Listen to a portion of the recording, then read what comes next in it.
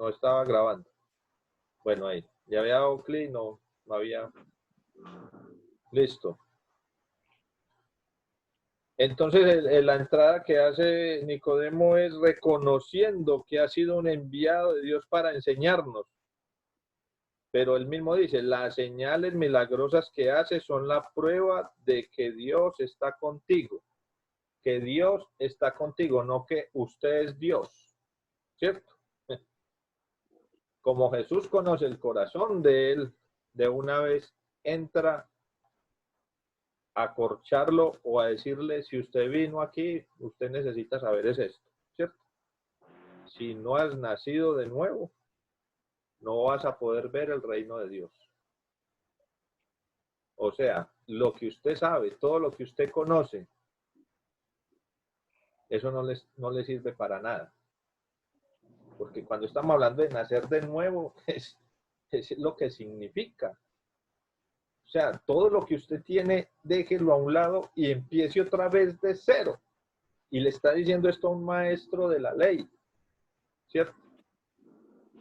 Como decir a un médico con su doctorado y toda la cosa, y que alguien venga y le diga, si usted quiere aprender sobre el coronavirus, tiene que volver a estudiar. Deje todos sus conocimientos a un lado y arranque de cero, si quiere entender. Entonces, para él eso fue difícil. Entonces, en esa confusión de Nicodemo, ese diálogo que se vuelve un poco extraño ahí, imagínense a Nicodemo tratando de entender esto y como no entiende nada, entonces lo que empiezas a meterle la lógica humana, pero era por la respuesta que Jesús le da, que no la concibe, ¿cierto? Obviamente Nicodemo sabe que nadie puede entrar al vientre y volver a nacer, pero yo creo que es por la confusión de la respuesta de Jesús, que para no perder la oportunidad de conversar con Jesús empieza a hacer preguntas ilógicas, pero para ver cómo Jesús le responde. Y ahí es cuando entra el lenguaje espiritual, ¿cierto? Que no nace del espíritu, ¿cierto? Que no nace del espíritu, no puede volver a creer en Dios. Correcto. Y Jesús le dice, tú eres un respetado maestro judío y aún no entiendes estas cosas. Qué bueno que tenemos la oportunidad de profundizar en este texto estos otros 4 días que tenemos. Porque el Señor está sacando estas palabras del Antiguo Testamento. Adelantándome pues un poquito. Nicodemo, si conocía tanto la palabra, él sabía lo que estaba pasando y debería de entender el nacer de nuevo, porque estaba escrito en el Antiguo Testamento. Entonces, por eso el Señor le dice, usted siendo un respetado maestro y todavía no entiende, es lo que le está diciendo, usted sabe,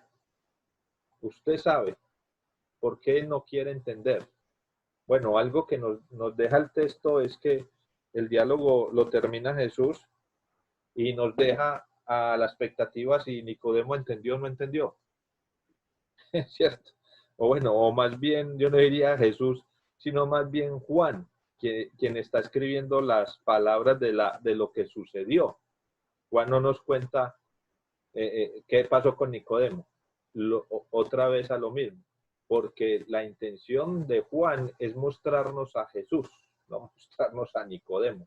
Entonces Juan está más interesado en las respuestas que le está dando a Nicodemo, porque son respuestas que nos van a servir a nosotros para conocer al Señor, ¿cierto? Entonces, antes de que Alemão pregunte que si Nicodemo creyó o no creyó, la Biblia no nos lo dice, ¿cierto? No nos lo dice. Y ahí es donde muchas Biblias dividen la idea del versículo 16, ¿cierto? Pero miren que es la misma respuesta. Y muchos la dividen por el tamaño de lo que trae después del versículo 16. Pero eso está anclado al versículo 15. Miren, el 15 que dice, para que todo el que crea en él tenga vida eterna. Pues Dios amó tanto al mundo que dio a su único hijo para que todo en el que crea en él no se pierda, sino que tenga vida eterna. Dios no envió a su hijo al mundo para condenar al mundo, sino para salvarlo por medio de él. No hay condenación para todo el que cree en él, pero todo el que no cree en él ya ha sido condenado por no haber creído en el único Hijo de Dios. Esta condenación se basa en el siguiente hecho. La luz de Dios llegó al mundo, pero la gente amó más la oscuridad que la luz, porque sus acciones eran malvadas. Todos los que hacen el mal odian la luz y se niegan a acercarse a ella porque temen que sus pecados queden al descubierto. Pero los que hacen lo correcto se acercan a la luz para que otros puedan ver que están haciendo lo que Dios quiere. Y aquí Juan empieza a introducir, o continúa porque él ya habló de la luz en el capítulo 1 y va a ser una constante que él va a manejar. Luz y oscuridad, luz y oscuridad. Vivir en la luz y vivir en la oscuridad. Entonces, es un tema de los temas principales del Evangelio de Juan, lo que es luz y oscuridad, ¿cierto? Y aquí está entonces el plan de salvación. El motivo por el cual Jesús vino, dicho por sus propias palabras, que es muy diferente a cuando lo leemos en las cartas de Pablo, ¿cierto? Y en las otras cartas, porque ya son es Pablo, es Pedro, son los otros hablando de lo que Jesús dijo, pero aquí son las mismas palabras de Jesús diciendo a lo que ha venido. Por eso, por ejemplo, la Biblia que yo tengo tiene que las palabras de Jesús en rojo. Ahí toda esa narración está en rojo. Son las mismas palabras de Jesús hablándonos del propósito de su venida. Jesús no vino a condenar al mundo, sino para salvarlo. Ya después vamos a entender que aquellos que no anden en la luz van a ser condenados, pero ellos mismos van a buscar su propia condenación, no porque Dios los esté condenando. ¿Sí ven? Dios vino a salvarnos. Y el que no entre en el plan de ver la luz y caminar en esa luz, él mismo se está condenando. Obviamente, el día del juicio, Dios no es que los vaya a condenar, sino usted no quisieron caminar en la luz, ya saben a dónde les toca. No porque Dios quiera condenarlos, ellos mismos se van a condenar. Bueno, no sé, ustedes cuéntenme a ver qué les llamó la atención, qué les gustó, qué versículos así fuertes entendieron a sus vidas. Recuerden, es para usted mismo, no en plural. Que Dios, que la gente se va a condenar, que esto no, para nosotros, que le llamó la atención, ¿cierto? Así como yo les compartí el puente que me llamó mucho la atención, ¿cierto? Entonces, a ver, el que vaya a hablar nos levanta la manito para yo activarle aquí el sonido. Hermano Osvaldo, díganos.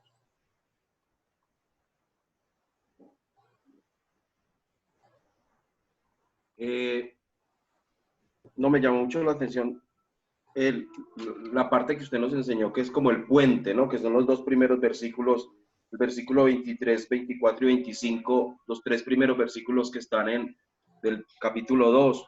Debido a que las señales milagrosas que Jesús hizo en Jerusalén durante la celebración de la Pascua, muchos comenzaron a confiar en él, pero Jesús no confiaba en ellos porque conocía la naturaleza humana. Y es precisamente lo que usted acaba de mencionar, pastor.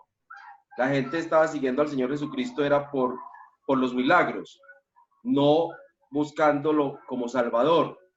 Y es lo que sucede en la actualidad, ¿no? Muchas veces la gente anda detrás de los milagros, del Evangelio de la prosperidad, pero no buscando a Cristo como Salvador. Entonces, por eso yo creo que dice ahí que él no podía confiar en ellos porque no lo estaban viendo como el Mesías, sino como el milagrero que les podía resolver cuando tenían hambre a los 5.000, deles de comer. Ah, no, pero este Iván está chévere porque nos da de comer, ¿no? Entonces, si estamos enfermos, nos sana, pero no lo veían como el Mesías.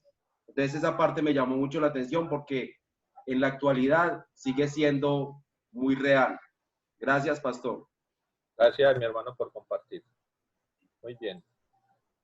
¿Alguien más quiere compartir algo?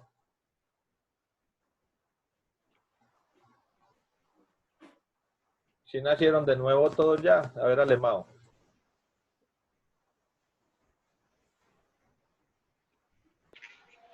Bueno, pues para mí me llamó mucho la atención el versículo 5 y el 6. Yo te aseguro que quien no nazca de agua y de espíritu no puede entrar en el reino de Dios. Lo que nace del cuerpo es del cuerpo y lo que nace del espíritu es del espíritu. Entonces, pues en lo que Dios me habló a mí el día de hoy es que debemos de nacer de nuevo en todos los aspectos de nuestras vidas. No solo pues, a mí pues, no solo en el tema de cuando voy a la iglesia ni nada, sino en el trabajo, en las relaciones con las otras personas, en las relaciones con mi familia, y trato de entender qué es nacer de nuevo ahí, cómo me comportaba antes y cómo debe ser el comportamiento ahora que conozco más del Señor, cómo me debo de comportar ahora. Eso es lo que yo entendí. Muchas gracias. Yo creo que esa es la razón en toda esta crisis y en todo esto que estamos viviendo. La preocupación de nosotros debe ser si yo realmente he nacido de nuevo, ¿cierto? Si ya estoy con el Señor, si el Señor confía en mí. Este tiempo nos ayuda a confrontarnos, a decir, bueno, ¿dónde está mi fe? ¿Dónde está mi fe? Eh, no sé si ustedes anoche vieron el documental que pasó RCN del coronavirus. Muy bueno, porque fue parecido al de Discovery. No sé si se lo compraron a Discovery, pero está actualizado ahorita, hace 10 días. Entonces tienen toda la información. Y no es por alarmarlos ni para que nos paniquemos, pero decían ellos que se espera que el 80% del mundo nos contagiemos de esa vaina, ¿cierto? Que el 80%. Pues, es una cosa que va a ser inevitable. Entonces, si nosotros sabemos que eso nos va a dar, nos vamos a paniquear, nos vamos a esconder, yo creo que aquí lo que hay que hacer es ser responsables, ¿cierto? En todo momento, pero estar firmes en el Señor, ¿cierto? Ahí es donde vamos a sobresalir y a sobrevivir a todo este caos. Que nuestra esperanza esté en el Señor. No tampoco como decir, bueno, es que si eso me da, yo me muero y yo ya sé para dónde voy. Yo creo que se va para la paila mocha, pues irresponsable. Siendo cautelosos, ¿cierto? Con lo que nos toca, pero tampoco el otro extremo de paniquearnos y que me va a morir y que esto y que lo otro. Si nuestra fe está segura y sé que Dios confía en mí, de los sufrimientos que hablaba Pablo, ¿cierto? De las cosas, ahora es que esos textos vienen a cobrar vida, porque es muy difícil a veces leer a Pablo y no vivir lo que él vive. Esto es algo parecido a lo que él vivía, estaba al borde de la muerte, ¿cierto? Y él, mire que él estaba herido, aporreado en la cárcel y era dándole la gloria a Dios. Ahorita entendemos cómo estar en esta situación y uno darle la gloria a Dios, porque él vivía en el Espíritu, él ya había entendido esto. Por eso dice, el cuerpo para nada sirve.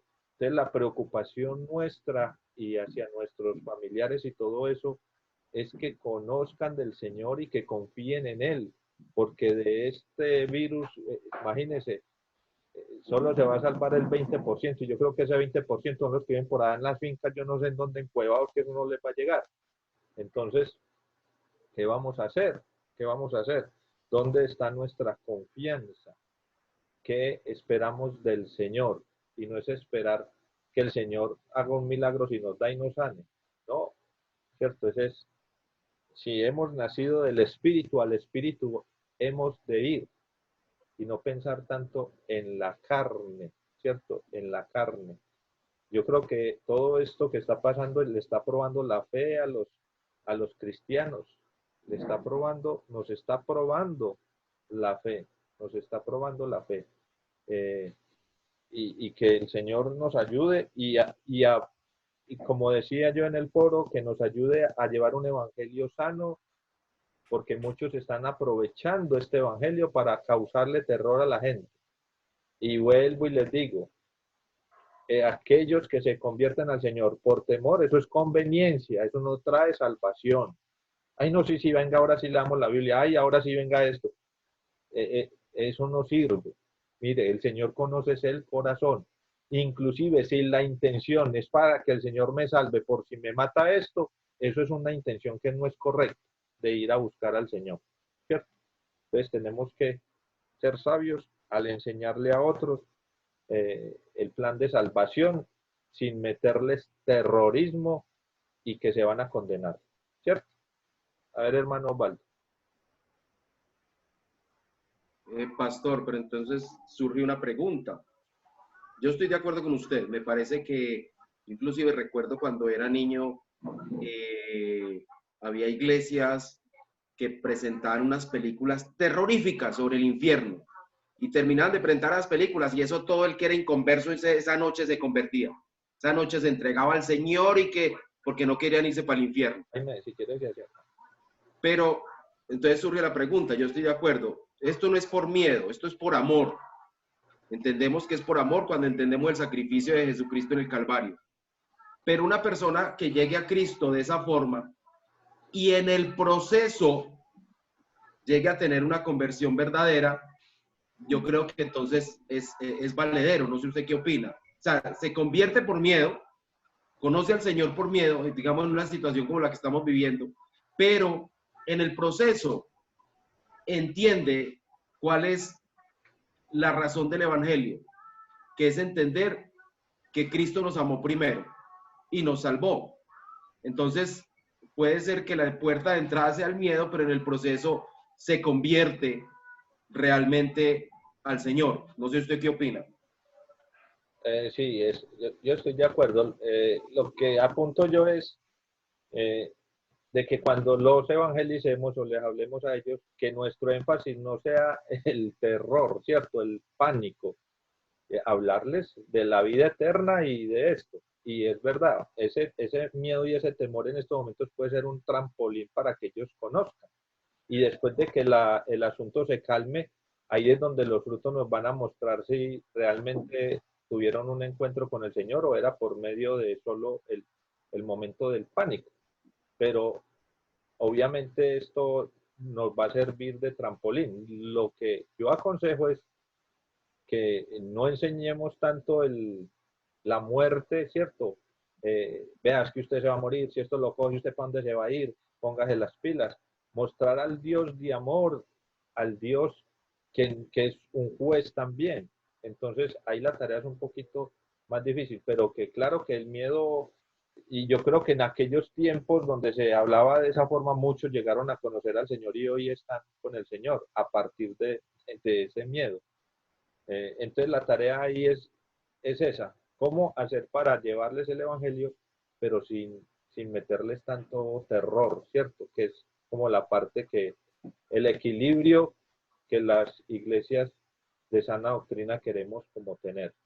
Pastor, y algo más, esos son los que se convierten, pero yo también creo que hay muchos hermanos en la iglesia que están aquí porque tienen miedo. Y ese es otro aspecto que es muy real. Es decir, que ya se convirtieron, que ya se hicieron cristianos, que ya somos creyentes, pero entonces, ¿qué sucede? Siguen aquí por miedo. Ay, no, qué miedo, porque si yo no estoy en la iglesia, el Señor me castiga. Si yo no estoy aquí, el Señor no me salva, el Señor. Y entonces siguen dentro del Evangelio por miedo. Y esa es otra realidad también. Claro, porque ahí es donde, como les decía, que ahora esto nos está probando la fe. Quiénes están realmente por el Señor o quiénes están es por ese temor. Entonces, vamos a ver cómo sobresalimos. A ver, Alemão, cuéntenos. Pastor, yo creo que, bueno, hablo por mí. Yo creo que todos, a pesar de lo que usted acaba de decir de lo del miedo, todos lo experimentamos en el caminar y cuando conocemos al Señor.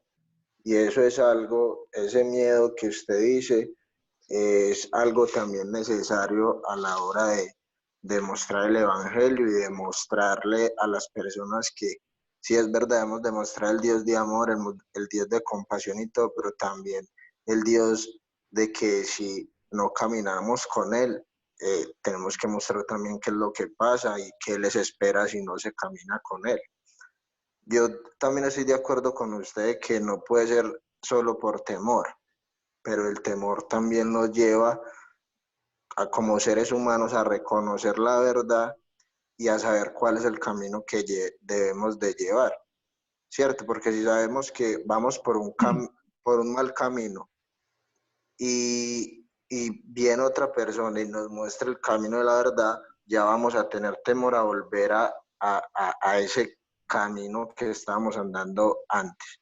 Obviamente, pues el miedo no puede ser el pilar o el fundamento de evangelizar a las personas, pero yo creo que sí debe de estar presente para saber cuál es el camino que en verdad lleva a la salvación, que es obviamente pues nuestro Señor Jesucristo. Eso opino yo con respecto a lo que, pues, al miedo, al temor. Muy bien. Y lo peor es otro miedo. Otro miedo es, por ejemplo, hermanos creyentes que pueden servir en estos momentos al prójimo. Usted se imagina un médico que en estos momentos sea creyente y que esté en la casa y no va a trabajar que porque le da miedo que le peguen eso. Ese posee problemas, porque si el Señor lo está llamando a servir con sus dones y sus talentos, ¿cierto? Al prójimo por encima de la vida y es creyente, ese miedo le va a salir caro, porque la palabra nos invita a eso, ¿cierto? Nos invita a servir al prójimo. Y dice, estuve desnudo y no me vestiste, tuve hambre y no me diste de comer, estuve en la cárcel y no me visitaste. Ahí es donde el Evangelio cobra vida, ¿cierto? Entonces a veces también es ese miedo de ir a amar al prójimo por encima de los peligros que puedan haber. Entonces, ahí es donde nos toca orar cuando el Señor nos invite a hacer algo. ¿Qué obstáculos vamos a poner? ¿Cierto? Es difícil porque, claro, hay que ser responsables y todo esto, pero hasta qué punto también la cobardía puede formarse en pecado para nosotros. Entonces ahí hay que estar orándole al Señor que nos dé sabiduría de ser responsables, pero también cuando como cristianos podemos poner nuestro granito de arena, ¿cierto?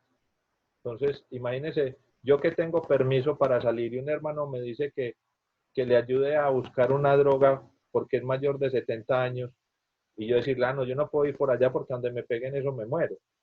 ¿Cómo quedo yo? ¿Cierto? Pero es que usted tiene el permiso, pues se tapa, ¿cierto? Ahí la cosa se complica un poquito. Ahí es donde el corazón del ser humano se va a conocer y el cristianismo y el testimonio real se va a poner a prueba. Entonces, tenemos que estar muy pendientes de todas esas cosas que el Señor nos ayude, porque no solo es obedecer unas cosas y hacer otras y creer en Dios, confiar en Él, pero es complicado, ¿cierto? Unos por exagerados, como ese pastor en Estados Unidos que está haciendo cultos y todo eso, que porque la sangre de Cristo los cubre, ¿cierto? Ese es un extremo ya demasiado exagerado. Y otros porque se quedan encerrados y el Señor necesitando los que estén afuera. Entonces, ese miedo es un miedo por todos lados, ¿cierto? Dígame, una persona que debe estar afuera colaborando, ¿cómo le va a decir, cómo va a evangelizar a otra? Y entonces le va a decir, ¿y entonces dónde está la fe? ¿Dónde están sus frutos? ¿Dónde está el amor por el prójimo? Es complicadito un poquito ese asunto, ¿cierto? Bueno, ¿alguien más quiere compartirnos? Ah, por aquí está el hermano Jaime, nos quiere compartir. Buenos días, hermanos. ¿Cómo están todos? Durito, Jaime. Me alegra mucho compartir esta mañana con ustedes, aunque yo todos los días lo he estado, pero me he compartido. Bueno, yo quería dar una pequeña reflexión de lo que estudié esta mañana. En verdad, el mensaje para mí más importante y que debemos tener claro nosotros es en cuanto a lo que es el nacer de nuevo, ¿verdad? Y el reino de Dios. Pero como estamos también hablando sobre el miedo y las expectativas de las personas cuando uno le habla del evangelio, a mí siempre me ha gustado la parte de la evangelización. Siempre yo veo tres aspectos. Hay personas que se conmueven, o sea, sienten temor, sienten miedo, estas cosas, y se conmueven delante del evangelio, del mensaje del evangelio. Pero hay otros que están convencidos. Un tío mío, él nunca hizo una profesión de fe, nunca asistió a la iglesia, pero él siempre tuvo problemas con sus compañeros de trabajo cuando les predicaba el evangelio, aunque él nunca tuvo un compromiso con el evangelio. Él decía que el evangelio era la verdad, la única verdad, y cuando se le preguntaba que por qué no tenía esa experiencia en verdad, porque él decía que hasta que él no fuera perfecto, hasta que él no fuera realmente y decida aceptar el evangelio, él no iba a tomar esa decisión. Pero era un predicador, predicaba el evangelio y todo. Y lo otro son las personas que se han convertido realmente. Una persona convertida, cuando se convierte realmente en el evangelio, ya no debe tener temor, ni a la muerte, ni al virus, ni a nada. ¿Por qué? Porque él está vinculado realmente al Señor. Ha nacido de nuevo, ha nacido a la nueva relación que Dios quiere que cada uno de nosotros tengamos en el nacimiento, en el nuevo nacimiento. Eso es lo que yo quería compartir con ustedes. Y yo me pregunto, y nos debemos preguntar, ¿he nacido de nuevo? ¿He nacido de nuevo a la nueva relación que Dios quiere que tengamos para realmente conocer el reino de Dios? Entonces, lo dejo ahí para que sigamos reflexionando. Gracias. Gracias, Jaimito. No sé si alguien más quiere compartir algo. Este texto tiene mucha tela que cortar, ¿cierto? Pero por eso tenemos toda la semana para que vamos a reflexionar en varias cositas que hay ahí muy grandes. Entonces vamos a mirar los otros textos que nos van a dar luz. No agotemos todo para hoy, ¿cierto? Entonces, Dios los bendiga. Vamos a seguir a ver sobreviviendo estas próximas 2 semanas. Claudia, ¿hasta cuándo tienen allá la cuarentena? No, no escuchamos nada.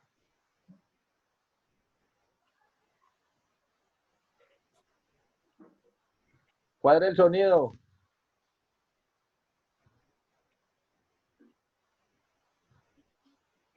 No, usted no escucha a nosotros. Nosotros no la escuchamos a usted. Súbale el volumen al celular de pronto. Hola, hola. Ahí sí. ¿Hasta cuándo la cuarentena ya? Hasta el 25 de abril, pero ya el presidente habló